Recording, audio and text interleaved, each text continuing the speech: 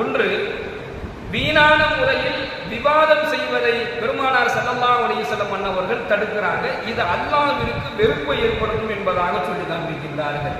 வீணான முறையில் விவாதங்கள் செய்வது, அது எது சம்பந்தப்பட்ட விஷயமாக இருந்தாலும் சரி, தேவையில்லாம ஒரு விஷயத்தை போய் பேசுறது, ஒருவரிடத்துல போயிட்டு தேவையில்லாம விவாதம் செய்யறது, தர்க்கங்கள் செய்யறது, சம்பந்தமே இல்லாத ஒரு விஷயத்திற்காக வேண்டி, ஒரு உலக காரியத்திற்கோ அல்லது அது ஒன்றுமே இல்லாத ஒரு விஷயத்திற்காக வேண்டி என்ன செய்யாதீங்க, அதிகமாக நீங்கள் மக்களிடத்துல விவாதம் செய்து கொண்டே இருக்காதீங்க.